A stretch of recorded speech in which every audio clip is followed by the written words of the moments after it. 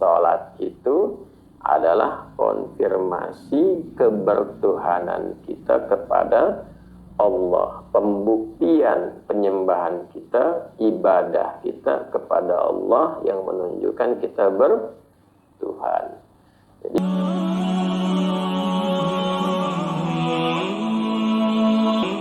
Assalamualaikum warahmatullahi wabarakatuh. Alhamdulillah, wassalatu wassalamu ala rasulillah, nabiyyina wa sayyidina Muhammad bin Abdullah wa ala alihi wa sahbihi ajma'in wa dzurriyyatihi wa ummatihi wa man walah wa ba'd. Saudara-saudariku, apa kabar? Lama kita tidak bersua dalam kajian khusus, terutama live yang sudah mungkin cukup lama belum tersambung kembali. Oleh karena itu kita awali di subuh kali ini waktu Indonesia bagian Barat dengan bersyukur pada Allah Subhanahu wa Ta'ala.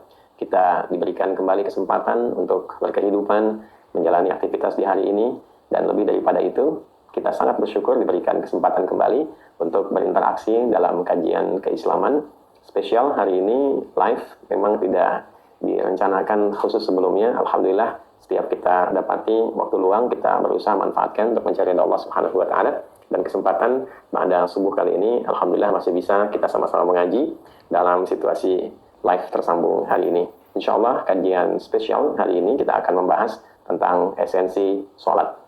Dasar pertanyaan filosofisnya adalah sederhana, bahwa apakah setiap yang menunaikan sholat dari kalangan umat Islam mengetahui mengapa kita mesti menunaikan sholat. 5 kali yang fardu kita tunaikan, dari mulai subuh tadi kita tunaikan waktu Indonesia, tentu saja setelahnya ada zuhur 4 rakaat, kemudian asar 4 rakaat, kemudian maghrib 3 rakaat, lalu isya 4 rakaat. Subuhnya 2, 2, 4, 4, 3, 4. Mengapa kita mesti sholat? Apa manfaat sholat dalam kehidupan? Itu yang menjadi dasar pertanyaan dari kajian live kita di subuh kali ini. Insya Allah beberapa referensi kita juga akan kaji, khususnya dari Al-Quran dan hadis Nabi Muhammad SAW. Teman-teman langsung saja, karena waktu kita terbatas, kurang lebih kita sampai jam 6, jadi ada 40 atau 40 menit ke depan insya Allah. Baik, kita akan memulai dengan Al-Quran surah ke-20 Taha di ayat ke-14. Saya ulangi, Al-Quran surah ke-20 Taha di ayat yang ke-14. Baik, Allah Subhanahu wa Ta'ala berfirman, Innani anallahu la ilaha illa ana fa'budni wa aqimis salata lidzikri. Nah, teman-teman coba dibuka dulu ya supaya tersambung dengan kajian kita hari ini melalui sumber referensi utamanya di dalam mushaf. Coba dibuka sama-sama ya. Yang saya maksudkan supaya semua ketersambungan ini ada catatannya. Jadi kalau kita sampaikan di Al-Quran, teman-teman juga buka mushaf. Yang hafal juga barangkali diupayakan sambil ditandai ya, kemudian sambil dicatat, supaya nanti ketersambungannya membuat kita semakin lebih kuat untuk memahaminya, bukan sekedar menghafalnya saja. Baik, saya pun ini saya coba bukakan ya di mushafnya. Kembali surat Thaha di ayat yang ke-14. Kalau ada mushaf yang standar di halaman 313 ya. Baik, bismillahirrahmanirrahim. Innani anallahu la ilaha illa ana fa'budni wa aqimis salata lidzikri. Allah menegaskan dalam ayat ini yang pertama menghadirkan sifat ketuhanannya. Ya, ini ada fitrah yang melekat pada Tuhan yang hak, yaitu fitrah ketuhanan, yang tentu hanya dimiliki oleh Tuhan yang hak saja, Tuhan yang sesungguhnya. Maka di sini muncul satu konsekuensi logis yang sangat luar biasa. Setiap yang memiliki satu kewenangan yang melekat pada dirinya sebagai fitrah pasti akan sangat ringan, sangat pede dalam bahasa anak sekarang untuk mengungkapkannya. Misal, kita manusia, karena kita merasa diri sebagai manusia, melekat fitrah kemanusiaan pada diri kita, saya bisa mengatakan dengan ringan sekali bahwa saya manusia. Dan saya seorang laki-laki, maka dengan ringan sekali saya akan mengatakan saya laki-laki. Ya, seorang yang bukan pria misalnya, ya dia terlahir sebagai seorang perempuan, lalu kemudian mencoba berdandan seperti pria, ya, dan dia ingin mengatakan misalnya saya pria, ya tentu akan ada penentangan pada jiwanya, tidak mudah keluar di lisannya, akan melawan gejolak karena fitrahnya tidak melekat pada dirinya sifat-sifat pria. Demikian sebaliknya, seseorang yang tercipta dengan pria kemudian ingin berdandan seperti wanita, ya tidak akan bisa dengan mudah mengatakan di lisannya bahwa misal saya seorang wanita, karena melekat sifat-sifat pria secara fitrah pada dirinya. Pun demikian, yang bukan manusia tentu tidak akan bisa mengatakan saya manusia. Demikian seterusnya. Kita bukan hewan, tentu tidak ada yang bisa mengatakan di lisannya misalnya saya hewan tertentu, disebutkan A misalnya kucing, atau B misalnya harimau. Tidak mungkin keluar itu, karena pasti jiwanya akan bergolak, akan menolak pada puncaknya. Demikian pula yang bukan Tuhan pasti pada fitrahnya tidak akan bisa berkata saya Tuhan, karena tidak ada melekat pada dirinya fitrah ketuhanan. Nah, yang paling menarik kita akan temukan bahwa alhamdulillah yang kita yakini sebagai Tuhan yang sesungguhnya, Tuhan yang hak, yaitu Allah Subhanahu wa taala, dalam firman-Nya begitu lugas mengatakan, begitu percaya, dirinya luar biasa, PD-nya luar biasa dalam bahasa kita dengan zat dan keagungannya, laisa kamitslihi syai', yang tidak ada serupa dengannya, dengan mengatakan secara mudah dan ringannya secara lugas, ya, serta lugas innani anallah, bahkan menggunakan di sini alat penguat yaitu inna. Ya, seperti kita ketahui di dalam gramatikal bahasa Arab, dari 7 disiplin ilmu itu ada, kita temukan disiplin ilmu yang kedua setelah matnullah itu ada ilmu nahwu. Di nahwu itu ada pembahasan tentang alat-alat yang menguatkan sebuah hukum dan informasi yang disampaikan. Jadi kalau kita ingin menegaskan, menguatkan, membangkitkan kepercayaan luar biasa, meyakinkan ya pihak kedua yang akan diajak komunikasi atau pihak ketiga yang akan diberikan informasi, maka salah satu alat yang digunakan itu menggunakan inna. Harfu nasbin, ya harfu nasbin wa tawkidin tansibul isma wa tarfa'ul khabara mabniyun 'ala al-fathi la mahalla lahu min al-i'rab. Jadi huruf yang berfungsi untuk menguatkan sebuah hukum, sehingga dengan hukum itu ya dimintakan untuk ditancapkan kepada hati yang mendengar, yang menyimak, ya, yang mendapatkan informasi itu, tancapkan pada hati yang paling dalam, jangan sampai merasa ragu sedikit pun. Nah, jadi ini saking luar biasanya ada sifat percaya dirinya, kekuatan sepenuhnya yang tak terbatas sampai harus menekankan ya dengan luar biasa bahwa yakinkan pada hatimu yang paling dalam, jangan pernah ragu, jangan pernah goyah, ya, bahwa sesungguhnya ini langsung kembali menggunakan ya-nya ini ya mutakallim yang dirangkai ya, menggunakan nunul wiqayah, ya, satu perangkaian dengan huruf penguat. Jadi kalau sudah menggunakan kata innani itu menunjukkan satu kekuatan yang luar biasa, kemudian sifat percaya diri yang sangat kuat ya, dan menunjukkan kepemilikan yang sangat erat. Ya, jadi melekatkan kepemilikan pada dirinya, pada zatnya ya, dengan satu kekuatan yang luar biasa, dan menyampaikan ya secara total bahwa sungguh jangan pernah meragukan sedikit pun, tancapkan pada jiwa kalian yang paling dalam, sungguh hanya akulah. Ya, hanya akulah. Ya, anallah, akulah Tuhan yang hak, Tuhan yang sesungguhnya, Tuhan yang layak untuk dipertuhankan, yang dengan konsekuensi bertuhan itu layak untuk disembah. Nah, jadi kalau kita lihat dan kita bandingkan, coba teman-teman yang muslim ataupun juga yang non-Islam yang menyimak misalnya kajian ini, boleh dilihat di kitabnya masing-masing yang diyakininya, ya, kita menghormati berbagai keyakinan yang ada, kemudian coba dicek di dalam kitabnya masing-masing, adakah satu kalimat di dalamnya mengatakan misalnya, akulah Tuhan, jangan pernah meragukan, aku sebagai Tuhan, ya, kemudian nanti sembah aku, ya, tidak ada Tuhan selain aku, sembah aku. Coba temukan kalimat itu. Ya, di Islam kita sangat luar biasa bersyukur, berbahagia bahwa Tuhan kita ya itu dengan kekuatan yang luar biasa, percaya dirinya luar biasa, mengatakan dengan fitrah ketuhanan. Ini fitrah ketuhanan yang melekat pada dirinya. Innani anallah, sungguh yakinkan pada dirimu yang paling dalam, jangan pernah engkau meragukan anallah, bahwa sesungguhnya akulah Allah. Ya Allah, la ilaha illa ana. Ya, tidak ada yang layak dipertuhankan kecuali aku. Jadi di sini mendeklarasikan yang pertama bahwa nama Allah itu ini bukan sifat, tapi Allah itu nama yang melekat pada zat Tuhan. Oke? Jadi jangan berkata begini misalnya, ya, Allahku, Allahmu siapa? Nah, itu kalimat tidak tepat. Karena kata Allah itu sudah menunjuk zat ya pada Tuhan. Tuhan siapa? Tuhannya ya, yang diyakini oleh umat Islam. Namanya Allah, Tuhan semesta alam, Tuhan kita semua, Tuhan semua makhluk. Ya, jadi Allah itu nama zat ya, yang melekat kepada Tuhan yang hak. Jadi bukan sifat, ya. Jadi tidak tepat kalimat mengatakan Allahku namanya ini, Allahmu siapa? Tidak, bukan. Ya, karena Allah itu nama Tuhan. Ya, jadi kalau kita sebutkan Allah, itu sudah namanya. Nanti sifat-sifat yang melekat kepada dirinya, ya, kita dapati misalnya diperkenalkan dengan Ar-Rahman, ya, misalnya Ar-Rahim, dan seterusnya. Jadi kalau kita dapati di Quran surah Al-Isra, di ayat 110, Allah mengatakan, Qulil Allah awil Ar-Rahman, ayyamma tada'u falahul asma'ul husna. Kan? Qulil Allah, jika engkau memiliki satu keinginan, satu harapan, ingin berdoa, punya kesulitan, ingin meminta, maka panggil Allah, sebut nama Allah, berdoalah kepada Allah. Awil Ar-Rahman, atau dengan sifatnya Ar-Rahman. Ya ayyamma tad'u falahul asmaul husna, atau jika engkau sudah mempelajari, sudah mengetahui, pilih sifat-sifat yang melekat pada zat Allah yang sesuai dengan kebutuhanmu, yang kita kenal dengan al-asmaul husna. Jadi al-asmaul husna itu bukan sekedar sifat biasa, tapi sifat yang disajikan oleh Allah Subhanahu wa taala berdasarkan keperluan-keperluan makhluk, sifat-sifat indah yang ditampilkan oleh Allah untuk mengabulkan hajat-hajat makhluknya. Misal kalau pelajar ingin memohon pada Allah dicurahkan pengetahuan, maka sebut sifat Allah yang terkait dengan limpahan pengetahuan. Al-Alim, ya Allah, ya Al-Alim. Kan, Rabbi zidni ilma, ya Allah tambahkan padaku tambahan pengetahuan. Ya Allah yang maha menguasai, maha memiliki pengetahuan yang sangat luas, tak terbatas, sangat dalam, tak terhingga, ya, curahkan padaku limpahan pengetahuan. Kalau ingin rezeki, sebut ya Allah, ya Razzaq. Kalau ingin diberi solusi, ya Allah, ya Fattah. Demikian seterusnya. Kembali ke sini, jadi pertama ada deklarasi ketuhanan, ya, dengan sangat lugas, ya, tidak ambigu kalimatnya, sangat jelas, sangat lugas, dikatakan innani anallah. Ya, sungguh tegaskan pada jiwamu yang paling dalam, akulah Allah. Nah, pertama perkenalkan namanya dulu. Jadi kalau ditanya misalnya umat Islam, nama Tuhannya siapa? Allah. Ya, Allah yang langsung perkenalkan.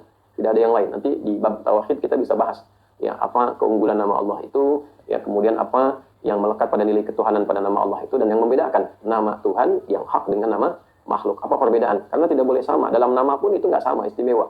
Ya, jadi standar pertama yang dilekatkan pada fitrah ketuhanan dan yang bukan Tuhan adalah mesti berbeda total. Ya, jadi totally different, mesti berbeda sama sekali, nggak boleh ada sama. Sebab kalau ada sedikit pun kesamaan, ya maka berpotensi makhluk itu bisa menjadi Tuhan. Maka tidak boleh ada sifat Tuhan sama dengan makhluk. Termasuk nanti namanya pun ya tidak bisa disamai. Apalagi sifat-sifatnya. Misalnya kalau manusia berpasangan, Tuhan nggak boleh berpasangan.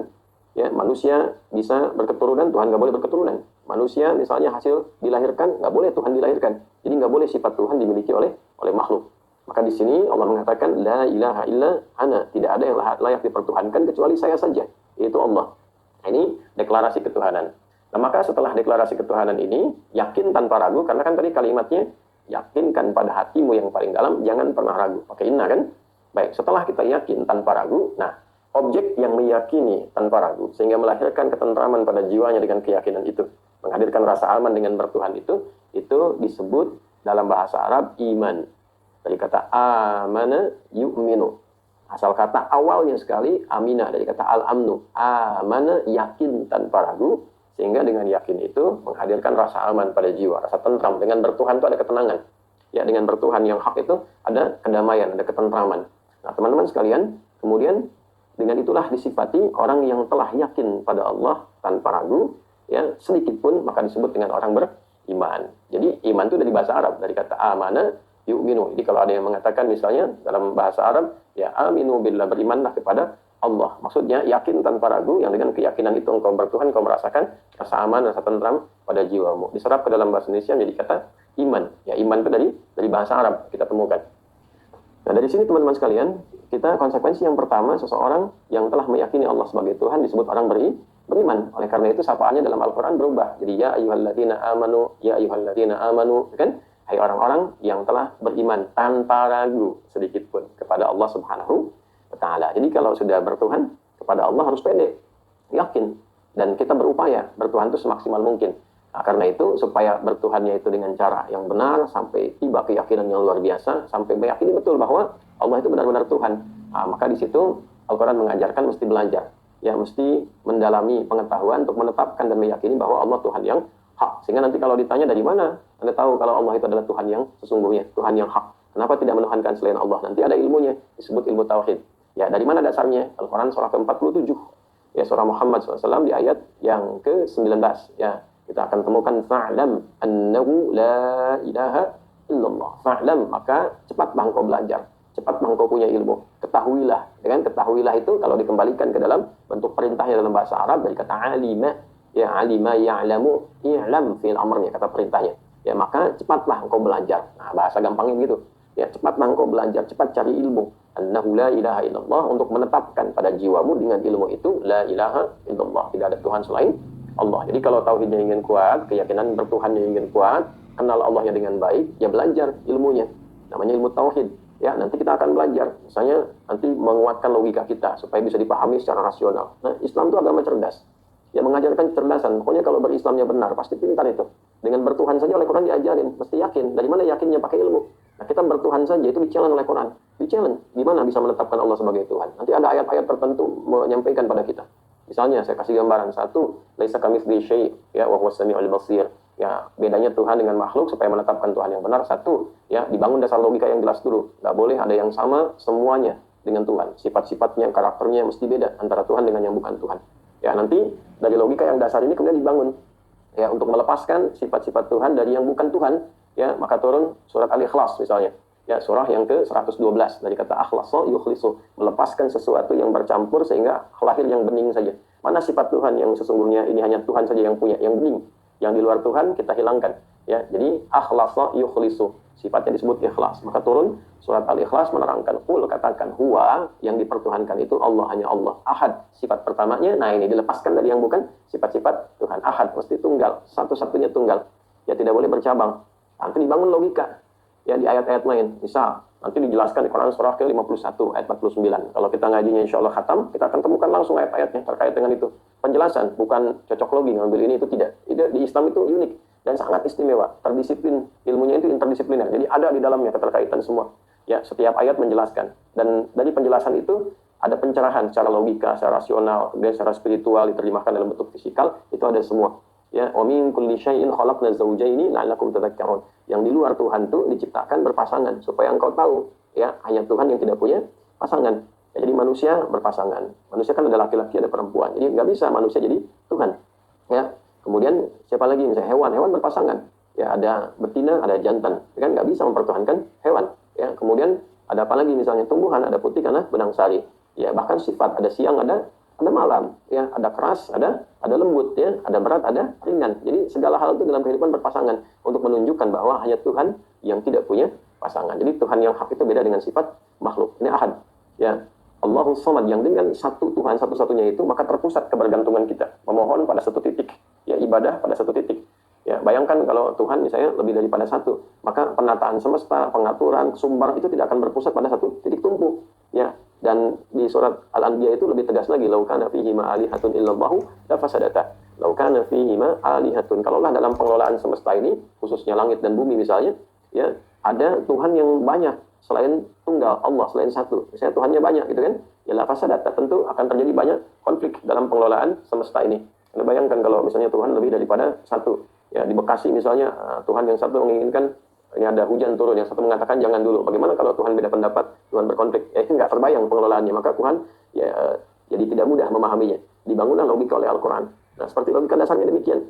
Nah, nanti lam yalid walam yulad. Tidak boleh kemudian beranak, apalagi kemudian hasil dari keturunan, tidak berketurunan dan tidak dihasilkan dari sebuah proses ya persatuan yang melahirkan keturunan. Jadi sifat manusia itu menikah, berpasangan, menikah, berketurunan. Sifat manusia dilahirkan dari satu orang tua ke atasnya. Saya punya orang tua, saya seorang keturunan, gitu kan? Saya berpasangan, saya melahirkan keturunan. Nah, karena Tuhan mesti beda, sifat dasarnya tadi, gitu kan? Tuhan mesti beda dengan makhluk, tidak boleh berketurunan, tidak boleh hasil dari keturunan, maka nggak boleh sama. Ya, walam yakul lahu kufuwan ahad, dan tidak boleh lemah. Ya, sehingga harus punya syarikat, punya penguat. Nah, jadi Tuhan harus lebih kuat dibandingkan dengan makhluk. Logika dasar lagi. Jadi kalau ada yang lebih lemah, ya, nah itu nggak bisa jadi Tuhan. Nah, sama ini manusia misalnya, manusia. Kemudian ada benda, apapun itu, ada kayu, ada batu, macam-macam, mau dipahat jadi apapun misalnya. Ini logika dasar ya, ini penjelasan secara ilmiah saja. Ini kan yang bikin kita. Ya, saya kan nggak mungkin menuhankan misalnya meja, menuhankan tiang bendera misalnya, ya, menuhankan apalagi misalnya, dijadikan Tuhan, batu, hewan tertentu, tumbuhan. Ya kan? Ya, kita yang bikin, kita yang buat, kita yang tata dari bahan yang sudah ada. Ya, kemudian kita pertuhankan kan tidak logis. Kita kan lebih kuat dibandingkan benda-benda itu yang lemah. Demikian hewan misalnya, ya kan? Hewan yang kita bawa, kita arahkan, ya nggak mungkin kemudian yang lemah dipertuhankan oleh yang kuat. Yang Tuhan itu harus punya sifat lebih kuat dibandingkan dengan makhluk. Supaya apa? Supaya ketika kita menuntut hak kita ya kepada Tuhan, ya di antara hak itu adalah apa? Melindungi, karena yang terkuat kan harus melindungi yang lemah, minta perlindungan, minta pertolongan, maka turunlah kemudian kekuatan-kekuatan itu. Ya, kekuatan ketika kita minta pertolongan kan bukan kepada yang lemah kan, kepada yang kuat. Ya, maka bagaimana mungkin makhluknya misalnya yang kuat kemudian menuhankan yang lemah di bawah makhluk itu, lalu meminta tolong kepada yang lemah, kan mustahil. Ya, secara rasionalitas kan seperti itu. Ya, secara logika kan demikian. Oleh karena itu, hal yang pertama ditampilkan oleh Allah di dalam konteks ini adalah mendeklarasikan ketuhanannya, kemudian memberikan dasar yang kuat dengan landasan logika yang jelas, landasan filosofis yang jelas, kenapa ia mesti Tuhan, ya kenapa dipertuhankan, kenapa harus kemudian di-challenge dengan pengetahuan supaya yakin betul itu Tuhan. Ya, setelah yakin betul, setelah paham betul, apa konsekuensinya bertuhan kepada Allah? Nah, ini dia. Ini poinnya. Jadi saya buka dengan penjelasan pengantar ini supaya paham, ya kan? Setelah kita punya keyakinan, oh iya, berdasarkan penelusuran keilmuan dengan dasar logika, dengan pemahaman yang dibangun dengan kuat, kita bisa menyimpulkan, oh iya, Allah Tuhan yang hak, ya kan? Inilah Tuhan saya yang saya pertuhankan. Nah, ketika kita kemudian berkeyakinan, disebut dengan iman, beriman bahwa hanya Allah yang Tuhan, dengan segala macam penggalian dari sudut pandang tadi, dan menyimpulkan hanya Allah satu-satunya Tuhan. Nah, konsekuensi bertuhan itu apa? Apa yang membuktikan bahwa kita bertuhan kepada Allah? Apa pembeda ya dengan yang bertuhannya bukan kepada Allah? Pembuktiannya bahkan butuh pembuktian. Ya, nggak mungkin orang mendeklarasikan sesuatu tapi nggak dibuktikan. Gitu. Saya sayang sama anak saya. Buktinya apa? Ada perhatian, ada perlindungan, demikian kan? Demikian? Ya, jadi sesuatu klaim terhadap hal lain itu harus ada pembuktiannya. Apa buktinya kendaraan ini milik Anda? Oh, saya punya BPKB-nya. Ya, apa buktinya bahwa Anda sayang pada kendaraan Anda? Oh, saya rawat. Ya, saya bersihkan, saya cuci, saya jaga dan sebagainya. Jadi klaim pada sesuatu itu butuh pembuktian. Nah, kita mengklaim bahwa Tuhan saya Allah. Saya nggak ragu, saya yakin betul. Buktinya apa? Nah, kemudian kita bertanya kan kepada Tuhan kan, ya Allah, bagaimana cara saya membuktikan bahwa saya ini hamba-Mu, saya bertuhan kepadamu? Maka konsekuensi logisnya di sini Allah sampaikan, fa'budni. Maka bagi orang-orang yang yakin, meyakini sepenuhnya bahwa aku adalah Tuhan yang hak, tidak ada Tuhan selain aku satu-satunya Tuhan, dipertuhankan olehnya, maka buktikan kebertuhanan itu dengan menyembahku, kata Allah, fa'budni, sembah aku. Nah, ini luar biasa ya. Di sini kekuatan, kepercayaan diri, diksi yang begitu kuat, ini menunjukkan bahwa keyakinan yang dalam bahwa Allah itu Tuhan. Punya fitrah ketuhanan yang sangat murni, tidak bisa disoal dan total kalimatnya. Ini nggak mungkin bisa mengatakan demikian kalau bukan Tuhan yang sejati. Total sekali. Ya, bahasa singkatnya begini. Yakinkan pada hatimu yang paling dalam, jangan pernah ragu, akulah Tuhan yang sesungguhnya yang hak, sembah aku. Nah, coba kita cari kalimat itu. Dimanapun. Ada nggak kita temukan kalimat misalnya, saya adalah Tuhan yang hak, jangan pernah ragu, sembah aku. Nah, alhamdulillah di dalam Islam, di Al-Quran khususnya kita temukan. Ya, firman Allah langsung kan, kalimatnya jelas. Ya, akulah Tuhan yang hak, jangan pernah ragu, yakinkan pada jiwamu, ya, bertuhanlah padaku, sembah aku. Ini untuk membuktikan kebertuhanan kita, keberimanan kita. Kita sudah beriman, bertuhan kepada Allah, pembuktiannya dengan menyembahnya, dengan beribadah kepadanya. Itu konsekuensi pertama. Jadi ibadah itu adalah konfirmasi kebertuhanan kita kepada Allah. Ya, bukan beban. Ingat, ibadah itu bukan beban. Ibadah itu sebuah konsekuensi bahwa kita bertuhan. Untuk membuktikan klaim kebertuhanan kita, maka hal pertama yang harus kita buktikan adalah ibadah. Kepada siapa? Kepada Allah. Kalimatnya jelas, sangat personal sekali. Fa'budni, maka sembah aku. Ibadahlah kepada aku. Kita tanya lagi kepada Allah kan, ya Allah, bagaimana cara beribadah kepadamu, cara menyembahmu, untuk mengkonfirmasi klaimku dalam bertuhan kepadamu. Maka langsung dijelaskan dengan sangat terang sekali. Nah, di Islam itu kita sangat berbahagia, bersyukur, semuanya jelas, transparan. Nggak ada yang ambigu, nggak ada yang disembunyikan, bahkan segalanya dijelaskan secara teknis. Ya, bertuhan, ini klasifikasinya, pelajari oleh akalmu dengan pengetahuan, dengan jelas. Silakan dikomparasikan. Ayatnya banyak sekali nanti, kita bisa pelajari. Nah, bagi teman-teman yang non-Islam, tertarik dengan Islam, boleh belajar. Di Islam tuh nggak ada paksaan, dan nggak boleh paksa orang. La ikraha fid din, nggak boleh memaksa orang ya untuk masuk ke dalam Islam, untuk bisa bertuhan Allah, ya, memahami Islam dipaksa itu nggak boleh. Lakum dinukum waliyadin, menghormati keyakinan orang lain. Ya, tapi kalau Anda ingin belajar, itu ditampilkan secara terperinci. Ingin kenal Allah, mengapa Tuhannya Allah bukan yang lain? Ini ada penjelasannya, ini ada disiplin ilmunya. Dipelajari dan di challenge, ya, sampai punya keyakinan yang benar. Ya, di saat Anda memilih pun, ya, dihormati pilihan itu, tapi nanti konsekuensinya dipertanggungjawabkan di hadapan Tuhan ketika kembali, ya, kepada Tuhan kita yang hak. Kembali ke sini supaya tidak terlampau jauh. Fa'budni, maka sembah aku. Kita bertanya lagi, ya Allah, bagaimana cara menyembahmu untuk membuktikan kebertuhananku? Wa aqimis sholata lidzikri. Dan buktikan cara menyembahku itu dengan menunaikan sholat, untuk mengoneksikan dirimu kepada aku. Itu runtut ya, runtut sekali. Nah, jadi sholat itu jawaban dari pertanyaan dasar kita di awal kajian tadi. Sholat itu adalah konfirmasi kebertuhanan kita kepada Allah, pembuktian penyembahan kita, ibadah kita kepada Allah yang menunjukkan kita bertuhan. Jadi sholat itu bukan sekedar formalitas. Kita menunaikan ibadah, ya, subuh 2 rakaat, zuhur 4 rakaat, asar 4 rakaat, maghrib 3 rakaat, isya 4 rakaat. Tidak hanya demikian, ya, tapi sholat itu sekaligus mengkonfirmasi bahwa kita bertuhan. Nah, makanya komentar Nabi singkat dan padat, ya, terkait hal ini. Al-farqu bainal mu'min wal kafir tarkus sholat. Ya, pembeda antara orang yang sudah beriman kepada Allah, yang meyakini Tuhannya adalah Allah, dengan yang belum meyakini Tuhannya adalah Allah. Apa pembedanya? Adalah as-sholat. Ya, sholat. Jadi kalau meninggalkan sholat, nah, konfirmasi kebertuhanannya belum clear pada dirinya. Oleh karena itu, orang-orang yang beriman, orang-orang Islam yang mengklaim keislamannya dengan jelas, setelah dia berkeyakinan kuat, ya, bahwa dia menemukan Tuhan yang sejati dengan persaksian pada dirinya, dia merasakan, mendengar informasi, merasakan, meyakini dengan kuat, nah, itu disebut dengan syahid, saksi. Makanya definisi saksi itu kan, ya, mengalami, merasakan, melihat, mendengar, ya, pada peristiwa, dengan. Nah, kita tidak bisa melihat Allah secara langsung, tapi kita merasakan, ya kehadirannya, kemudian mendengar firman-firmannya, meyakini dengan pengetahuan, mendalami dengan dasar ilmu. Setelah yakin betul, kita bersaksi bahwa sungguh ini Tuhan yang hak, makanya disebut syahadat, persaksian. Kita mengatakan asyhadu an la ilaha illallah. Ya, aku bersaksi bahwa tidak ada Tuhan yang layak untuk dipertuhankan dan disembah kecuali Allah saja. Hanya Allah.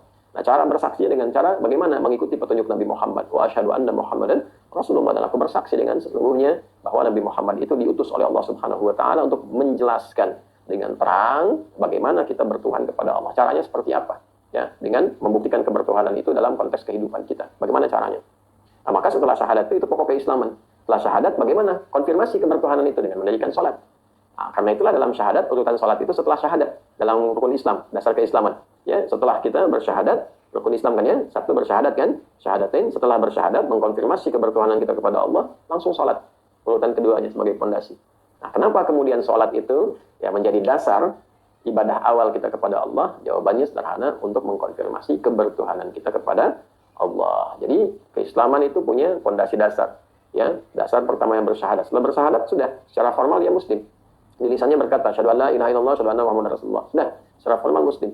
Nah, apa pembuktiannya bahwa dia benar-benar muslim, muslim yang sejati, yang benar, bertuhannya kepada Allah? Dibuktikannya lewat apa? Salat.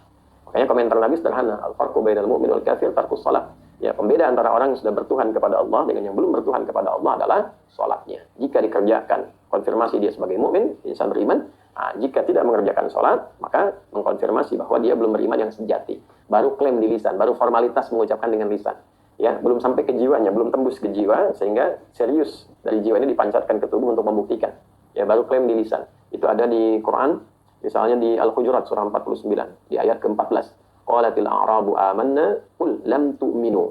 Ya, katakan pada orang-orang Arab Badu yang datang kepada Nabi. Jadi ada Arab dari padang pasir datang kepada Rasulullah. Ya, mereka mengatakan, ya Muhammad SAW, kami telah beriman. Nah, beriman menggunakan diksi iman, artinya bertuhan kepada Allah dengan sesungguhnya, klaimnya di lisannya. Maka turun jawaban dari Allah, kul katakan pada mereka yang telah mengklaim dengan lisannya itu, lam tu'minu. Kalian belum beriman sejati kalau hanya diungkapkan dengan lisan. Itu baru formalitas.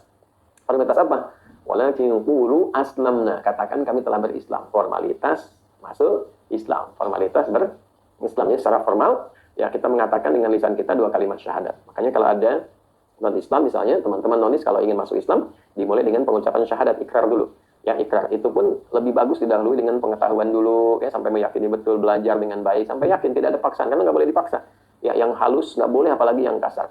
Ya, jadi kalau ada yang kasih iming-iming supaya masuk Islam tuh nggak boleh. Ya, harus betul-betul dengan kesadaran, keyakinan yang kuat, kemudian masuk Islam. Nah, kalau sudah masuk Islam, bagaimana cara memantapkan keislaman itu? Ya, walam mayadkhulul iman fi qulubikum, sementara yang di lisan itu belum masuk ke hati, maka masukkan ke dalam hati, di lisan, dari lisan turun ke hati. Ya, tembuskan kepada jiwa sampai yakin di jiwa ini. Diikat dengan kuat, ikat supaya terikat keyakinan itu pada jiwa kita, pada kolbu kita. Nah, ikatan kuat itu disebut aqadah, sifatnya disebut akidah. Makanya nanti ada pelajaran akidah Islam, bagaimana mengikat syahadat itu supaya kuat pada jiwa dan tidak lepas. Nanti ada ilmu yang disebut ilmu tauhid namanya. Oke, setelah melekat di sini dibuktikan, dipancarkan pada seluruh tubuh untuk dibuktikan saya bertuhan. Maka bagaimana caranya? Masuk pokok Islam yang kedua yaitu salat. Dikenal dengan rukun Islam kan yang 5 itu. 1 syahadat, kedua apa? Salat. Jadi kalau ditanya pertanyaan dasarnya, kenapa saya salat? Kenapa Ali Hidayat Anda mesti salat? Saya jawab, salat itu membuktikan kebertuhanan saya kepada Allah. Salat itu pembuktian bahwa saya bertuhan. Siapa Tuhanmu? Allah. Saya buktikan bertuhan kepada Allah itu dengan menunaikan salat. Jadi runtut di Islam itu begitu. Ketika ada Tuhan, bukti pembuktian Tuhan itu apa? Akidah itu pembuktiannya apa? Beribadah. Nah, beribadah bentuknya apa? Salat. Makanya kalau kita diminta beribadah, salat khususnya, yaitu konfirmasi kebertuhanan kita. Itu dasarnya. Jadi kalau nanti ada anak-anak bertanya, Mama kenapa sih mesti sholat? Ya kan? Papa kenapa sih mesti sholat? Jawaban pertama yang ditampilkan di Al-Quran sederhana. Nah, sholat itu adalah bukti bahwa kita punya Tuhan. Ya kan? Nah, cara kita bertuhan, membuktikan bahwa kita punya Tuhan, Tuhan kita Allah, itu dengan menunaikan sholat. Ya, sama dengan ditanya misalnya, Ananda apa buktinya kalau papahnya si Fulan? Ya kan? Nah, saya misalnya, ada anak saya tuh, ya kan? Namanya Amil, si anak pertama. Ditanya orang, Amil apa buktinya kalau Amil anaknya Ustadz Adi? Ya kan? Maka apa jawabannya? Buktinya bahwa saya anaknya Ustadz Adi, bahwa misalnya, saya dilahirkan sama istrinya Ustadz Adi. Saya, ya misalnya secara genetik tersambung dengan Ustadz Adi. Nah, saya juga membuktikan bahwa saya patuh kepada Ustadz Adi sebagai ayah. maka saya mencium tangannya, saya panggil beliau ayah, ada kepatuhan, ada ketundukan. Ya bukti bahwa anak itu punya orang tua, ya adalah kepatuhan anak kepada orang tua kan. Bukti orang tua punya anak adalah kasih sayang dari orang tua kepada anak. Salah satu pembuktiannya demikian. Jadi ada unsur kepatuhan. Nah unsur kita yang menetapkan bahwa kita adalah makhluk yang bertuhan, pembuktiannya adalah kita menyembah, kita beribadah, ya, dan dibuktikan ibadah itu lewat apa? Sholat, bentuknya sholat. Jadi supaya orang tidak kreatif. Jadi kalau Tuhan tidak menjelaskan bagaimana caranya, nanti orang-orang akan berkreatif. Satu mengatakan begini, satu mengatakan begitu. Ya, harus diatur untuk menunjukkan Tuhannya benar. Dimanapun semua mesti sama. Seperti itu ibadahnya. Ya, makanya dalam sholat kita, alhamdulillah, dari caranya sama semua. Dari mulai takbir sampai dengan salam. Bacaannya semua sama, bahasanya semua sama. Ya, nggak ada misalnya kita di Indonesia, lalu yang di Afrika misalnya sholatnya beda dengan bahasa Afrika, tidak. Untuk menunjukkan risalah ini benar. Ya, makanya kita bisa simpulkan, nggak mungkin ada manusia bisa bikin seperti ini. Nggak bisa ngarang-ngarang. Ya, nggak mungkin Nabi Muhammad SAW itu mengarang sendiri gerakan sholat, kemudian bacaan sholat itu mustahil. Semua yang dikarang manusia pasti tidak akan mudah diterima oleh manusia yang lain. Dan ada sifat bosan. Ya, semua yang dikaryakan oleh manusia tidak akan mudah diterima. Pasti ada sifat bosan, ada sifat pertanyaan, ada pertanyaan yang tidak akan terjawab, ada kegelisahan. Kenapa mesti begini? Itu nggak ada jawabannya. Di Islam tuh dibalik. Coba tanyakan, diminta tanya tuh. Untuk dicari, kenapa sholat? Kenapa zakat? Kenapa puasa? Apa hikmahnya? Kenapa Tuhannya ini? Di-challenge dan dijawab oleh Qurannya. Dijawab oleh kitabnya. Jadi kembali teman-teman sekalian, jadi jawaban dasar dari pertanyaan, mengapa kita sholat? Ya, maka jawaban dasarnya secara filosofis, ya secara paling mendasarnya, paling pokoknya adalah mengapa saya sholat, mengapa Anda sholat, mengapa kita sholat, untuk membuktikan kebertuhanan kita kepada Allah. Itu dasarnya. Ini jawaban akidahnya, jawaban pokoknya. Lalu pertanyaan keduanya lagi, ya kalau saya sudah menunaikan sholat, ya kan, dan saya terkoneksi dengan kebertuhanan itu, wa aqimi sholata lidzikri, supaya dengan menunaikan sholat itu kamu terkoneksi kepadaku, kata Allah, ya kan? Dan dengan itu kamu terkoneksi dengan sifat kebertuhananmu, ya, kepadaku. Itu kata Allah jelasnya Quran surah ke-20 Toha ayat 14. Lalu kita bertanya lagi, ya Allah, dengan konektivitasku itu kepadamu, kebertuhananku kepadamu, aku tunaikan sholat, apa manfaatnya? Ini tuh dijawab lagi, kan? Apa yang aku dapatkan ketika aku menunaikan sholat itu dengan bertuhan kepadamu? Apa manfaatnya? Jadi yang pertama, jawaban dari mengapa kita sholat. Yang kedua, apa manfaat sholat itu ketika aku terkoneksi padamu, aku bertuhan padamu, dan dibuktikan dengan sholat. Apa konsekuensi dari itu semua yang aku dapatkan? Itu Allah jawab secara runtut detil, dari urutan-urutan kehidupan, di dunia, sampai di alam kubur, sampai di akhirat. Jadi semua perjalanan kehidupan manusia dari sejak dia di dunia, dengan manfaat bertuhan kepada Allah itu, dengan menunaikan sholat apa manfaatnya, di alam kubur seperti apa, sampai di akhirat pun seperti apa, saat kita mengalami perjalanan kehidupan itu. Ya, secara spiritual tentu kan kita meyakini ya, setelah meninggal di dunia ini, ada alam baru yang akan kita masuki, pintu gerbangnya kematian. Jadi bagi umat Islam, kematian itu pintu gerbang saja untuk pindah ke alam berikutnya. Ini biasa saja gitu, nggak usah takut meninggal, nggak usah takut wafat. Ya, menakuti sesuatu yang pasti terjadi, itu buang energi. Yang terbaik itu orang cerdas itu mempersiapkan. Ketika itu terjadi, persiapannya apa? Ya sama dengan Anda. Ya misalnya ada waktu pernikahan tuh kan, nggak usah takut pernikahan kan. Ya, babnya adalah pertanyaan dasarnya apa persiapan saat nanti menikah. Sama dengan ujian. Ya teman-teman, adik-adik, kawan-kawan mahasiswa, ketika akan ujian kan nggak usah takut ujian karena memang akan dihadapi. Ya kan? Ya babnya, pertanyaan dasarnya adalah apa bekal yang saya siapkan menghadapi ujian itu. Begitu ujiannya tiba, saya siapkan poinnya itu. Ya teman-teman yang sedang sekolah, sedang kuliah, kan pasti melewati bab ujian kan untuk lulus, kan? Ya kan? Nggak boleh ada bab takut. Yang ada itu persiapan. Konsekuensi logisnya mau takut mau enggak kan akan kita lalui kan. Jadi yang paling dasar analisis cerdasnya adalah bagaimana mempersiapkan supaya saat waktu ujian tiba itu kita siap. Sama kematian juga nggak usah ditakuti. Kematian itu adalah pintu gerbang menuju kehidupan baru. Pertanyaan dasarnya, bakal apa yang kita siapkan ketika waktu itu tiba dan pindahlah ke alam yang baru. Nah, sholat itu membawa sebuah konsekuensi yang indah, membawa satu harapan yang kuat, janji yang mengikat bahwa setiap tempat yang kita alami, sholat itu memberikan manfaat kepada kita. Baik di dunia, pindah tempat kepada yang baru di alam kubur ada manfaatnya, pindah tempat terakhir setelah alam kubur, kita yakin ada kehidupan baru yang abadi, itu pun ada manfaatnya. Baik, nah sekarang bagaimana pembuktiannya? Dijelaskan lagi, Allah harus menjelaskan, kan Allah sebagai Tuhan. Allah yang minta kita sholat, Allah punya kewajiban menjelaskan. Nah indahnya dalam Islam, kalau kita ngaji lagi, itu jelas semua. Baik, yuk kita buka lagi. Baik, saat hidup di dunia misalnya dibuat dasar umumnya nih, sampai kita kembali. Kita buka di Al-Baqarah dulu ya, di ayat ke-45 sampai ayat ke-46. Jadi di sini dasar dari filosofisnya kita temukan, pemahaman rasionalitasnya kita temukan, mengapa kita bertuhan, mengapa namanya Allah, kan? Terus konsekuensi bertuhan itu dengan beribadah, ibadahnya caranya bagaimana, namanya sholat. Ya, jadi dasar pertanyaan pertama sebetulnya kalau konsisten pada jadwal kajian kita dengan topiknya mengapa kita salat sudah terjawab. Jadi kan bagian pertamanya yaitu untuk membuktikan kebertuhanan kita kepada Allah. Nah, bagian topik keduanya apa manfaat salat ini? Nah, ini yang seringkali dibawa dalam konteks kehidupan kita. Kenapa sih saya salat, manfaatnya apa sih gitu kan? Nah, selain manfaat tadi ya secara filosofis, ya dasar kebertuhanan apa manfaatnya bagi kehidupan? Dijawab di Al-Baqarah di ayat ke 45 sampai 46. Kita mulai dulu bahas wasta'inu bis-sabri was-salah wa innaha lakabiratun illa 'alal khashi'in alladzina yadhunnuna annahum mulaqu rabbihim wa annahum ilaihi raji'un. Ya, dibuka lagi surat Al-Baqarah di ayat ke-45 sampai dengan ayat ke-46. Saya sengaja teman-teman sekalian menghadirkan mushaf juga di sini supaya nanti kalau Anda mencari, nah Anda bisa langsung dapati. Terus teman-teman yang non-Islam juga kalau misalnya mau cari mushaf Al-Quran, pengen belajar langsung dilihat juga bisa, langsung dapat, kemudian dicari ya. Nah di sini halaman ke-7 di mushaf standar kita dapati di ayat ke-45. Wasta'inu, ya, dan mintalah solusi, mintalah pertolongan jika engkau sedang menghadapi beragam situasi yang sulit, yang pelik, masalah yang tidak mudah, atau bahkan yang dianggap mudah pun. Kadang secara fitrah kan kita ingin mendapat pertolongan, ingin dapat perlindungan. Ya, makanya fitrah kita di lisan kadang suka refleks mengatakan, misal kita keluar tiba-tiba gelap kan, terus kan lisan kita langsung mengatakan ya Allah gelap. Kan gempa bumi itu, wah gempa bumi, fitrah akan keluar menyebut nama Tuhan ya Allah gitu kan, ya Allah gitu.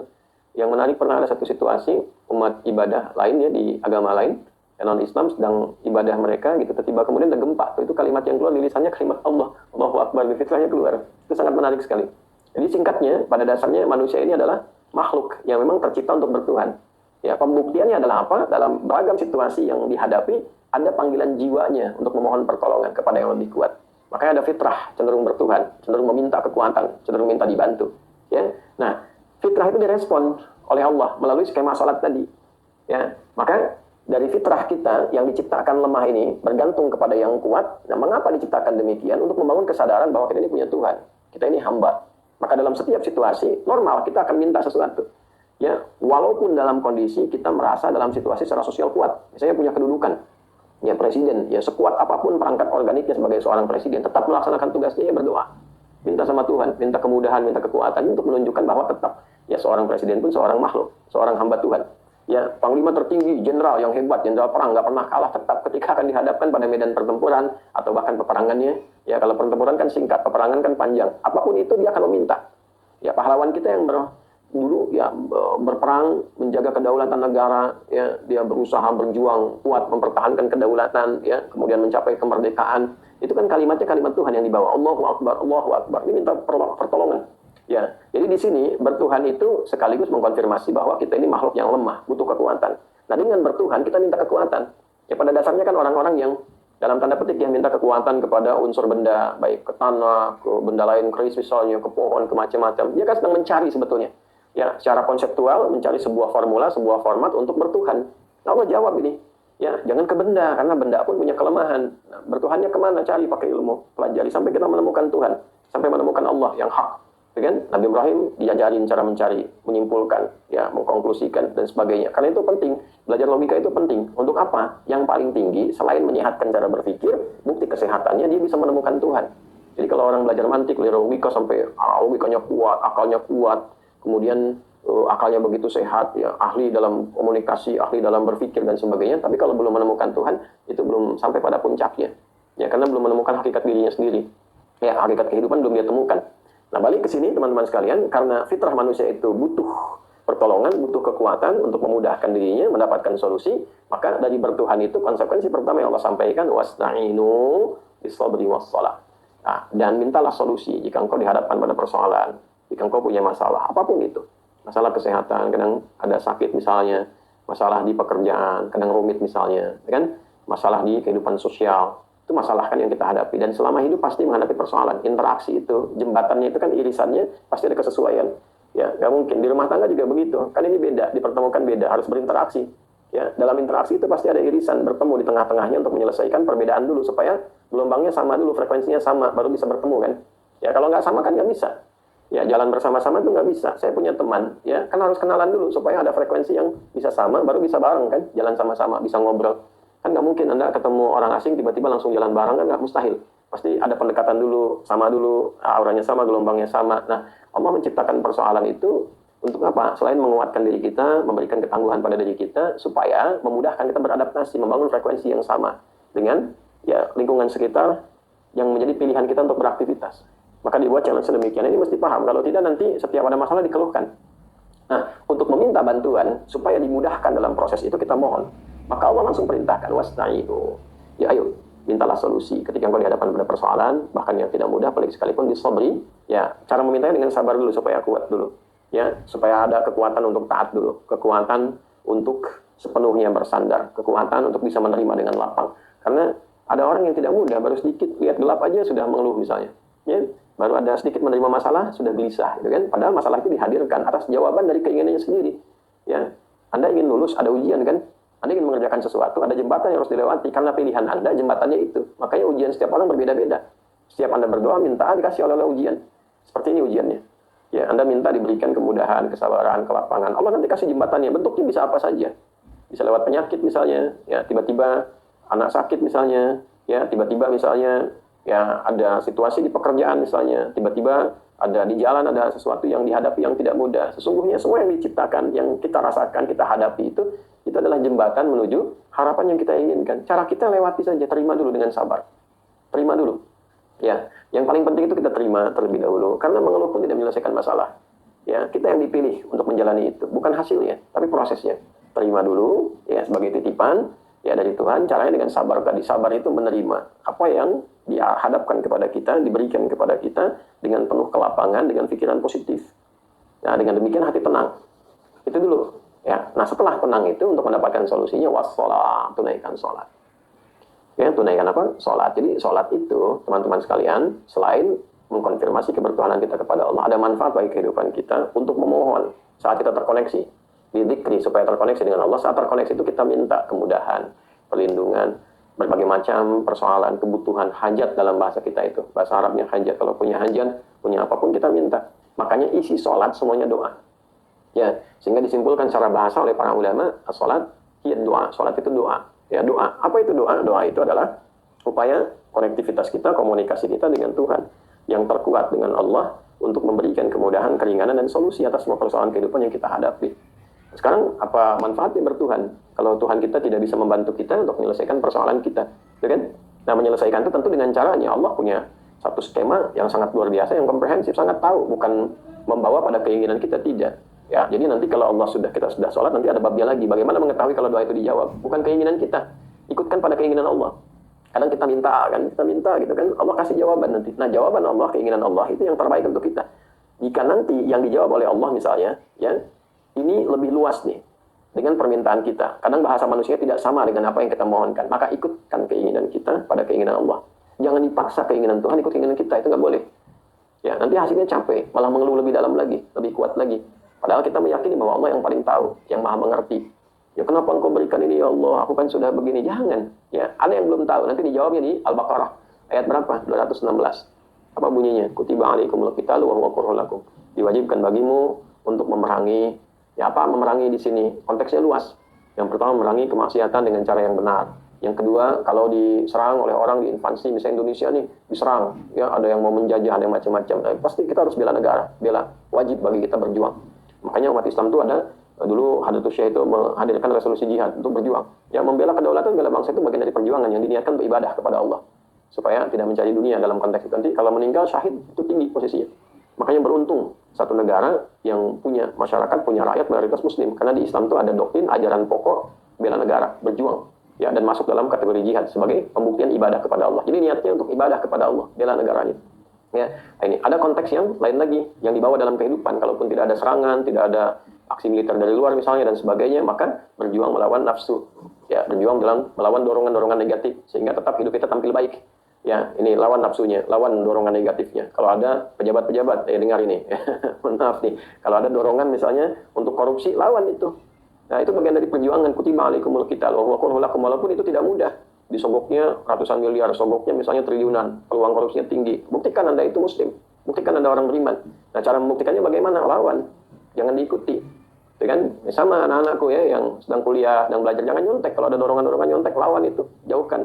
Itu kan ya sama, jangan berbuat curang, tuh jauhkan. Sama juga dengan masalah, kalau ada yang mendorong pesimis supaya gelisah, gitu kan, dikasih masalah nangis saja gitu kan, apakah dengan nangis selesai masalah? Tidak, Anda malah sakit, lebih nambah masalah lagi. Ya terima dulu sampai kita paham, oh ini saya diuji itu karena begini, ya kan? Terima dulu, begitu terima lakukan sholat. Ya, sehingga dengan menerima itu kan tenang dulu, dengan ketenangan itu dibawa dalam sholat, ketenangan awal dibawa dalam sholat. Nah, sholat, dalam sholat itu minta solusi pada Allah. Makanya saat sholat kita langsung deklarasi, Iyyaka na'budu, ya Allah engkau perintahkan aku menyembahmu lewat sholat untuk menunjukkan aku bertuhan. Sekarang aku kerjakan. Wa iyyaka nasta'in, dan engkau berjanji dalam sholat itu aku akan memohon padamu solusi dan engkau akan jawab. Itu kan? Ini kan perjanjian kita dengan Allah. Kita bertuhan kepada Allah, tunaikan sholat. Itu kewajiban kita kan? Apa kewajiban Allah? Setelah kita menunaikan sholat, kewajiban Allah memberikan solusi. Nah, solusinya nanti yang diberikan itu yang terbaik untuk kita. Baik itu sesuai harapan kita, keinginan begini, ataupun yang lebih baik daripada itu. Yang kadang kita pandang tidak sesuai harapan kita. Tidak, Allah kasih yang terbaik. Dulu saya pengen masuk kampus A tuh. Ya, kalau sampai belajar kurikulumnya sebelum berangkat dan sebagainya. Tapi ternyata ketika dijawab tidak sampai ke situ. Dikasih kampus C dulu, masuk ke kampus B. Ternyata kita paham di ujungnya, oh saya mesti ke sini karena ke depan risalah dakwahnya harus begini. Bimbingan masyarakatnya kompleks. Maka dibutuhkan ke tempat ini, tempat baru, sadar di kemudian hari. Bahkan setelah kita ada di puncak yang kita bertugas itu, justru di kampus A yang kita ingin ke situ malah minta kita untuk mengajar misalnya. Kan? Malah minta kita untuk memberikan seminar dan sebagainya. Nah ini kan sangat menarik gitu. Nah, teman-teman sekalian, Allah Maha tahu yang terbaik untuk kita. Ikutin dulu skemanya, ikutin takdir namanya, takdirnya ikuti. Ya kan? Nah kembali ke awal tadi, maka di sini pertanyaan kedua itu terjawab. Mengapa kita sholat? Selain membuktikan kebertuhanan kita pada Allah, supaya dalam kolektivitas kita itu ada solusi yang kita dapatkan. Kita berkata, Iyyaka na'budu ya Allah. Dalam surat katakan, engkau perintahkan aku untuk sholat, menyembahmu, aku lakukan. Untuk bertuhan aku lakukan. Wa iyyaka nasta'in. Dan kau janjikan dengan bertuhan padamu, beribadah padamu, sholat padamu, engkau akan mengabulkan doaku, memberikan solusi padaku. Apa jawabannya? Ini konfirmasi lagi hadis qudsi. Kan? Jadi di hadisnya jelas disampaikan, kan hadis itu penjelasan dari ayat Quran. Langsung Nabi diperintahkan mencontohkan. Ya kalau nggak ada contoh gimana cara sholatnya? Kan logikanya seperti itu. Makanya ada Rasul yang diutus, yang ditetapkan. Rasul diutus oleh Allah nih, ajarin cara sholatnya begini. Jelaskan kalau sholat begini, ini bacaannya. Terangkan fungsi bacaan ini hikmahnya. Di Islam itu indah sekali, indah. Jadi ada penjelasan, ada contoh langsung. Dan contoh itu pun kita bisa lacak. Secara biografi kita ketahui. Terus kemudian referensi pengetahuan itu silsilahnya jelas, sanad namanya. Yang menyaksikan ini, itu situsnya masih ada. Kita punya Rasul, punya Nabi kan Nabi Muhammad, ya kan? Dari mulai sejarahnya lengkap, paling jelas sejarahnya, paling lengkap, paling banyak dikaji, paling banyak ditelusuri, paling banyak ditiru. Tempat lahirnya sampai sekarang masih ada. Tempat berumah tangganya ada, berkehidupannya ada, makamnya pun ada. Jadi nggak ada celah untuk menolak, semuanya terang sekali, jelas. Ada semua, bisa ditemukan. Ya, kalau mau ziarah ada, mau salawat ada. Ini coba kita temukan yang seperti itu di konteks yang lain ya, agak-agak tidak mudah menemukannya. Ya balik. Nah kalau nanti keyakinan kita belum mantap bahwa sholat itu sebagai solusi dan kita baca itu, ya maka disoal keimanannya. Ya katanya beriman pada Allah, yakin. Ya ditemukan di mana? Nanti di Al-Baqarah lagi di ayat berapa? 153 dengan kalimat yang sama pembukanya. Jadi pakai iman, ya ayyuhalladzina amanu ista'inu bisabri wassalah. Hai orang-orang yang beriman, buktikan kau beriman. Ya, jadi kalau ada masalah itu bukan curhat di Instagram, bukan di Facebook, pakai imanmu. Terima dulu, lalu curhat pada Allah lewat sholat. Curhatkan. Ya, semua nabi-nabi itu curhat lewat sholatnya. Ada hajat mintakan. Lalu tadi kembali ke hadis qudsi, apa jawabannya? Hadza baini wa baina abdi wali abdi masal. Ini perjanjian antara aku dengan hambaku. Kalau hambaku sholatnya benar, dijawab oleh Allah. Apapun permasalahan hidupnya, apapun permintaannya, aku akan berikan jawaban yang terbaik untuknya. Solusi yang terbaik untuknya. Aku kabulkan dengan pengabulan yang terbaik untuknya. Itu hadis qudsi. Riwayat sahabat Abu Hurairah radhiyallahu ta'ala anhu. Ya qasamtu shalah baini wa baina abdi. Kata Allah, aku bagi dalam salat itu dua bagian antara aku dengan hamba aku. Yang menjadi hak Allah jadi hak hamba. Jadi kewajiban Allah, kewajiban hamba. Wali abdi masalah, kalau hambaku benar menunaikan salatnya itu benar, syaratnya masih benar. Kalau benar, ya nanti aku berikan haknya. Idza qala al-hamdu alhamdulillah rabbil alamin, kalau hambaku mulai berkata alhamdulillah rabbil alamin, ya qala Allah azza wa jalla, Allah jawab, hamadani abdi. Hambaku sedang memujiku nih. Wa idza qala al-hamdu arrahmanir rahim, ya jika hambaku berkata ar-rahmanir rahim, kalau Allah azza wa jalla, Allah menjawab atna alayya abdi. Hambaku sedang menyanjungku. Wa idza qala al-'abdu maliki yaumiddin, jika hambaku berkata maliki yaumiddin, qala Allah azza wa jalla, Allah menjawab majjadani abdi. Hambaku sedang agungkanku. Wa idza qala al-'abdu iyyaka na'budu, kembali ke surat Thaha. Kan wa iyyaka nasta'in, ke Al-Baqarah. Ketika hambaku berikrar mengatakan, ya Allah, engkau perintahkan aku bertuhan padamu. Aku menyembahmu, aku salat padamu sekarang. Wa iyyaka nasta'in, dan kau janjikan saat aku salat ini akan diberikan solusi, diberikan pengabulan, diberikan jawaban yang terbaik untukku, aku memohon padamu. Maka apa yang Allah jawab? Kalau Allah Azza wa Jalla, Allah menjawab, "Hadza baini wa baina 'abdi." Ini perjanjian antara aku dengan hambaku, wali abdi, dan untuk hambaku kalau benar salatnya. Nah, makanya mesti benar salat. Oleh karena itulah ada ilmu yang menjelaskan cara salat yang benar. Sampai paham mengerti. Dalam bahasa Arab, paham mengerti namanya fikih. Maka ada fikih salat, diajarin dari wudu, menghadap kiblat, dari mulai takbir sampai selesai. Itu dari Islam itu menariknya seperti itu. Ya, masal kalau benar salat ini baru sampai al-fatihah, masalah apapun yang diminta Allah kabulkan. Jadi itu manfaatnya teman-teman sekalian. Ya, dikuatkan nanti dalam riwayat-riwayat di tafsir. Misalnya ini saya buka satu kitab tafsir, ada beberapa kitab tafsir. Ini termasuk tafsir yang klasik, ya. Ini Jami'ul Bayan an Ta'wili Ayatil Quran. Ini dikenal dengan tafsir At-Tabari. Ya, ada 16 jilid. Ini jilid yang pertama. Ya, ini termasuk tafsir yang awal-awal. Ya, dari kalangan awal generasi terbaik. Ya, karena beliau dekat sekali jaraknya, jarak kehidupannya ini dengan masyarakat terbaik di awal, ke tabi'in, kemudian ke sahabat sampai ke Nabi Sallallahu Alaihi Wasallam. Saya pernah bahas juga ini ya, dan termasuk dari penjelasan awal sejarah dan sebagainya. Di jilid pertama halaman 342, teman-teman, 342 ya, di penjelasan Al-Baqarah di ayat ke-45. Nah ini saya sampaikan, beliau menyampaikan ini menariknya ada penjelasan bahasa, penjelasan riwayat, hadis-hadis. Jadi begitu ada ayat jelaskan lewat hadis, penjelasan bahasanya apa, riwayatnya bagaimana. Jadi ada tafsir bil ma'thur tuh luar biasa. Nah ini nanti versi ringkasnya ada di Ibnu Katsir, ya kan? Nah makanya kan kita koleksi beberapa kitab tafsir tuh. Ini yang ada yang Fakhrul Razi, Mafatihul Ghaibi Ar-Razi misalnya, ya kan? Nah kemudian ada lagi nanti penggalian dari yang kontemporer, yang Profesor Dr. Ahmad Zuhaili, Tafsirul Munir, ya. Nah ini jilidnya banyak-banyak. Nanti kalau ingin tahu dari sisi konteks kebahasaannya yang jadi rujukan para ulama tafsir setelahnya, ini Al-Kasyaf. Ya walaupun secara akidah tidak harus diikuti, ya kan? Ini I'tizal, ada Mu'tazilah madhabnya, ya kan? Tapi di sini ulama sepakat tentang keunggulan kebahasaannya, metodologi kebahasaannya. Maka diambil oleh para ulama rujukan-rujukan ke kebahasaannya. Ini ada tafsir Al-Kasyaf. Nanti ini juga bisa diturunkan dalam ringkas, versi ringkasnya nanti di Anwarut Tanzilnya Baydawi misalnya. Bisa diturun banyak sekali versinya, dan ini yang cukup baik dalam tafsir bil ma'thur, ya, riwayat-riwayat. Ini ada tafsirnya At-Tabari. Nomor hadis 849. Qala al-mu'allif rahimahullahu taala, menyampaikan mu'allif rahimahullahu taala, beliau juga seorang ahli hadis, ya, dan memiliki banyak sekali koleksi riwayat hadis. Haddatsani bidzalika Ismail ibnu Musa al-Fazzari, dan terkait bab keutamaan salat ini telah sampai padaku, menyatakan padaku riwayat dari Ismail bin Musa al-Fazzari. Ya, kemudian nanti kalau teman-teman belajar ilmu hadis ada haddatsana, ada haddatsani, itu beda. Ya, walaupun sama-sama menyampaikan. Kalau haddatsani itu personal sifatnya, si fulan nyampaikan padaku. Kalau haddatsana bisa nyampaikan padaku dan ada orang lain juga selain aku yang dengar, disampaikan banyak. Saya ada Adi, ada Ahmad, ada Muhammad di sini kan, disampaikan pada saya Ahmad, Muhammad, anak saya dengar. Anak saya pertama namanya Muhammad, ketiga Ahmad, ya kan? Nah, jadi dengar ini dua ini boleh disampaikan. Maka saya katakan haddatsana, telah menyampaikan pada kami. Maksudnya saat disampaikan pada saya ini Ahmad, Muhammad pun hadir mendengarkan. Nah, ya? Telah menyampaikan padaku terkait topik itu, yaitu keutamaan salat, Ismail bin Musa al-Fazzari. Qala, beliau mengatakan haddatsana Al-Husain bin Rattaq, ya, Al-Hamdani, telah mengatakan pada kami. Nah, ada di sini. Berarti ada yang lain juga yang mendengar riwayat ini. Al-Husain bin Rattaq Al-Hamdani. An Ibnu Jurayj, dari Ibnu Jurayj, an Ikrimah bin Ammar, dari Ikrimah bin Ammar, an Muhammad bin Ubaid bin Abi Qudamah. Kemudian an Abdul Aziz bin Al-Yaman, an Hudzaifah. Nah, ini sumbernya nyambung ke Hudzaifah. Hudzaifah Al-Yamani tentunya sahabat Nabi sallallahu alaihi wasallam. Ini sanad tersambung, ya, terurut, referensinya jelas. Jadi di Islam itu ada referensi. Ya nggak bisa kita bicara agama menurut saya. Menurut saya begini. Menurut Anda siapa? Apakah Anda penting dalam Islam kan? Ya, saya kadang-kadang suka ini tuh kalau ada menurut saya siapa? Anda siapa? Anda penting dalam Islam sehingga harus menurut Anda. Tidak, dalam Islam itu pasti ada referensi. Ya, jangan sampai menurut saya gitu. Ya. Menurut saya itu nggak bisa. Dalam Islam itu harus ada dasarnya, referensinya apa? Ya, dalilnya, dan memahami dalil itu ada ilmunya lagi. Multidisiplin, nggak bisa. Ini ada dalil, lalu Anda pahami dengan pikiran Anda, nggak bisa. Menurut pendapat saya nggak bisa. Anda siapa sampai Anda berpendapat? Kualifikasi ilmunya bagaimana? Nah, ini penting sekali ya. Jadi makanya agama ini dijaga dengan apa? Referensi, namanya sanad. Nah kalau nggak ada sanad, orang nanti akan berkreasi mengatakan apa saja. Ya, makanya kalau ada konten kreator, ada orang berkata bicara agama, menurut saya, nah itu diabaikan saja. Kita punya babnya itu, ya. Al-isnadu minad dini laulal isnadu laqala man syaa ma syaa. Referensi beragama itu bagian dari pokok beragama itu sendiri. Kalau tidak ada referensi, nggak ada pemahaman yang terukur, yang tersambung pada pemahaman sejati. Apa pemahaman sejati itu? Namanya sanad ilmu, ya kan? Ya, sanad ilmu. Jadi memahami dari ini sampai ke Nabi. Dan seperti ini.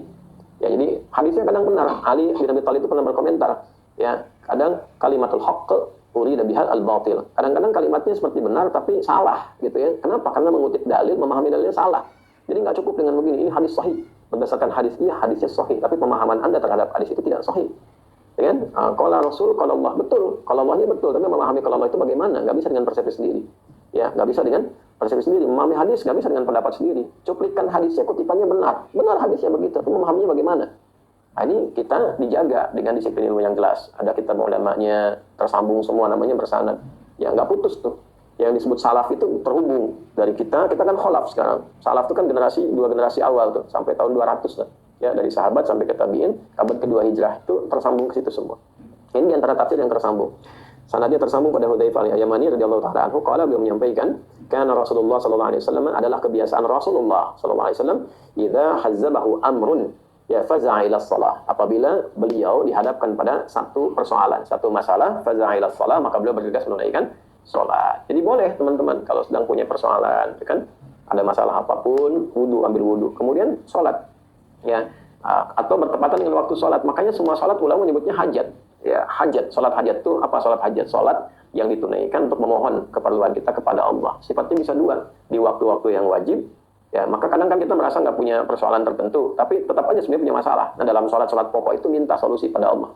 Kalaupun kita masih bingung, kalimat-kalimat yang kita baca itu sudah doa sendiri, sudah diukur. Allah sudah Maha tahu, makanya disiapkan kalimat-kalimat yang jelas. Ya. Nah, kalau di luar situasi itu kita punya masalah, langsung ambil wudu, salat. Salat apa yang namanya hajat? Apa niatnya? Salat hajat itu sesuai dengan konteksnya kita menunaikan. Misalnya apa? Habis wudu nih masuk masjid, tahiyatul masjid. Dalam tahiyatul masjid kita tunaikan hajat. Atau enggak ke masjid, di rumah, waktunya duha, salat duha, wudu, selesai kemudian kita salat. Ya, niatkan salat duha untuk menyampaikan hajat kita. Maka salat hajat bentuknya dalam duha.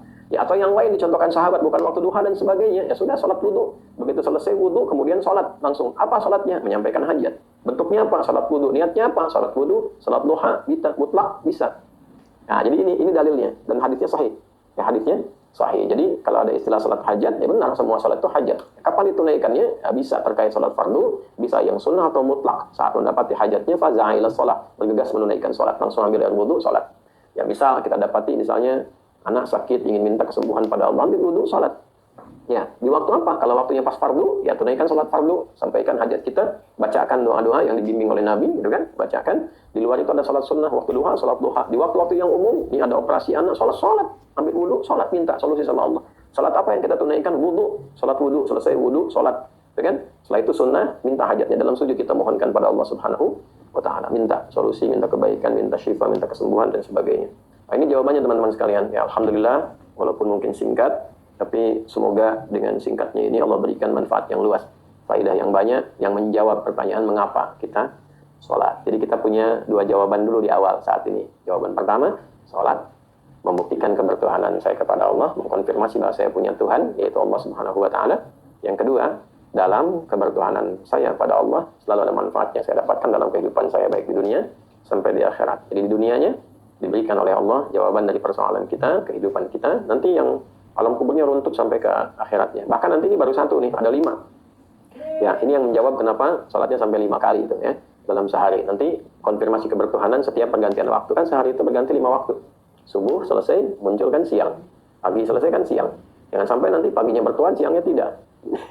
Yusbihu ya mu'minan wa yudhiru kafira. Ya, atau yusbihu mu'minan yumsi kafira. Ada orang yang paginya beriman, siangnya kufur, atau sorenya kufur. Gak boleh. Kita jaga tuh betul. Pagi beriman, siang beriman, sore beriman, menjelang malam beriman 5 waktu. Ya, pagi subuh pembuka sudah beriman, siang beriman, sore ganti beriman, mau malam beriman juga. Malam sebelum tidur masih beriman. Jadi tidurnya pun pakai iman. Dibagi 5. 5 ini yang kita sebut subuh, zuhur untuk siangnya, asar untuk sorenya, maghrib menjelang malamnya, isya malamnya. 5. Itulah sebabnya kenapa 5 waktu sholat. Untuk menjaga kebertuhanan kita setiap berganti waktu dalam satu hari. Dan setiap 5 waktu ini terjaga kita dalam kebaikan. Karena itu kita baru belajar 1. Yang 4 lagi apa manfaat salat dalam kehidupan? InsyaAllah di kesempatan lain kita bisa kaji kembali. Teman-teman terima kasih atas perhatian di hari ini. Mohon maaf atas kekurangan yang didapati. Kalau ada kata-kata yang tidak tepat atau ada slip of tongue, misalnya kesleo dalam bicara dan sebagainya, mohon dimaafkan. Dicari kalimat-kalimat yang lebih baik lagi, lebih benar. Semoga Allah meridhai kita, semoga dibersihkan hati kita dari hal yang tidak baik, tidak elok, dan semoga Allah memberikan kekuatan kita untuk beriman kepadanya sampai kita wafat kembali kepada Allah dalam kebaikan, dan semoga sholat kita mendapatkan manfaat, dan dengan manfaat itu menghadirkan ketenangan, keberkahan, kebaikan. Dan tentu konsekuensinya kita mesti serius beragama ini, kita mesti berjuang beragama ini, kita mesti menikmati menunaikan seluruh rangkaian proses dalam berislam ini. Semoga bermanfaat. Allahumma taqabbal minna innaka antas samiul alim wa tub alaina innaka antat tawwabur rahim.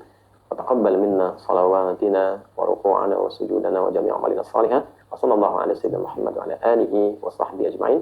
Wa akhiru da'wana subhanakallahumma rabbana wa bihamdika asyhadu an la ilaha illa anta astaghfiruka wa atubu ilaik. Alhamdulillahirabbil alamin. Assalamualaikum warahmatullahi wabarakatuh.